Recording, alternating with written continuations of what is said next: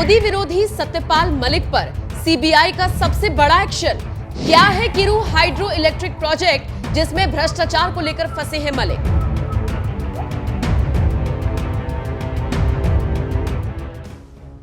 नमस्कार, आप देख रहे हैं एनएमएफ न्यूज और आपके साथ मैं हूं नम्रता चौधरी। आपने सत्यपाल मलिक का नाम कई बार सुना होगा।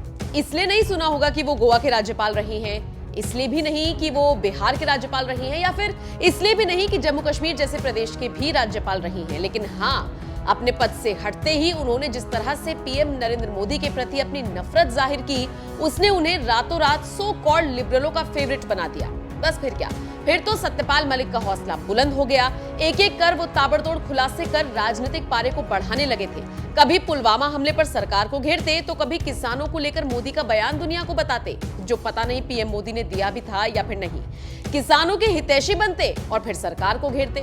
खैर, अब सत्यपाल मलिक सीबीआई की जांच के दायरे में आकर एक बार फिर लाइमलाइट में आ गई हैं।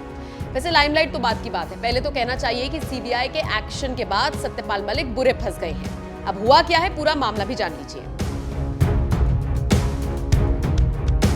दरअसल गुरुवार सुबह सुबह खबर आई कि देश की सबसे बड़ी जांच एजेंसी सीबीआई ने 30 से ज्यादा ठिकानों पर छापेमारी की। इनमें कुछ ठिकाने जम्मू कश्मीर में भी शामिल हैं और साथ ही सत्यपाल मलिक का घर भी, बाकी उनके दफ्तर पर भी रेड मारी गई। जम्मू कश्मीर के किरू हाइड्रो इलेक्ट्रिक प्रोजेक्ट से जुड़े कथित भ्रष्टाचार मामले में सत्यपाल मलिक फंसते हुए और जांच के दायरे में आते हुए दिख रही है। अब क्या है ये किरू हाइड्रो इलेक्ट्रिक प्रोजेक्ट, ये भी आपके लिए जानना जरूरी है। क्या है Kiru hydro electric project? Kiru hydro electric project Jammu Kashmir में चिनाब नदी पर स्थित एक रन ऑफ द रिवर पन बिजली परियोजना है। ये परियोजना 624 मेगावाट बिजली उत्पादन क्षमता के साथ जम्मू कश्मीर की बिजली की जरूरतों को पूरा कर सकेगी। साल 2025 में इस परियोजना के पूरे होने की उम्मीद है। इस परियोजना से राज्य के दूसरे इलाकों में बिजली पहुंचाने में मदद मिलेगी। इसी के साथ रोजगार के मौके भी पैदा होंगे। Kiru hydro electric project Jammu Kashmir के लिए बहुत ही जरूरी है, जो विकास को भी आगे बढ़ाएगी। इस प्रोजेक्ट की लागत 4285.59 करोड़ है। इस परियोजना में 45% जम्मू कश्मीर सरकार और एनएचपीसी की 51% की हिस्सेदारी है।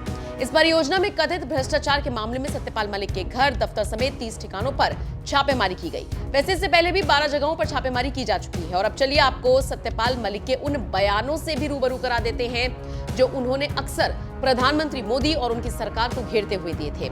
सत्यपाल मलिक ने पीएम मोदी के साथ के अपने किस्से को साझा करते हुए कहा था, पीएम मोदी बहुत ही घमंडी इंसान है। एक बार मैं उनसे किसानों को लेकर बात करने गया था। उस वक्त उनसे मेरा झगड़ा हो गया था। उन्होंने कहा किसानों को पड़े रहने दो, चले जाएंगे।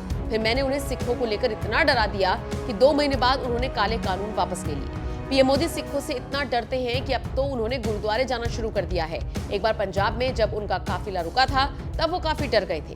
2019 का लोकसभा चुनाव सैनिकों की लाशों पर लड़ा गया था। अगर इस मामले में जांच होती तो तत्कालीन गृह मंत्री को इस्तीफा देना पड़ता। इस घटना के तुरंत बाद मैंने पीएम मोदी को सूचना दी थी, लेकिन उन्होंने मुझे चुप रहने के लिए कहा। संसद में जब राहुल गांधी ने पूछा था कि अडानी को मिले 20,000 करोड़ रुपए कहां से आए, तो पीएम मोदी जवाब नहीं दे पाए थे।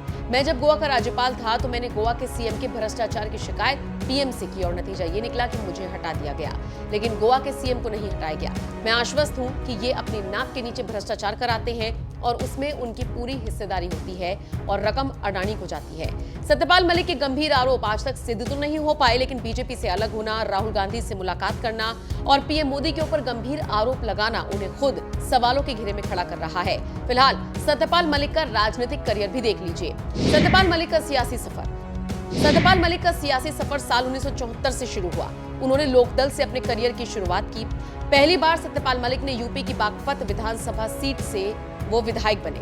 फिर साल 1990 में मलिक पहली बार राज्यसभा पहुंचे। साल 1984 में सत्यपाल मलिक ने कांग्रेस का दामन थाम लिया था। फिर कांग्रेस ने उन्हें राज्यसभा भेजा। 1987 में सत्यपाल मलिक ने कांग्रेस से भी इस्तीफा दे दिया। 1988 में वीपी सिंह के नेतृत्व वाले जनता दल में वो शामिल हो गए।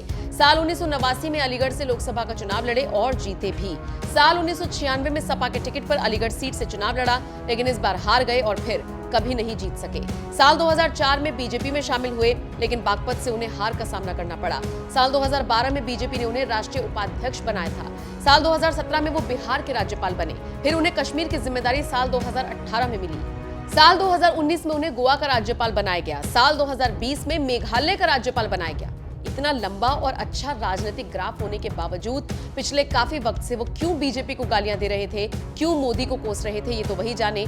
लेकिन फिलहाल आप इस पूरी खबर को लेकर और सत्यपाल मलिक के ठिकानों पर जिस तरह से सीबीआई ने रेड मारी है, उसे लेकर क्या राय रखते हैं, कमेंट करके जरूर बताएं।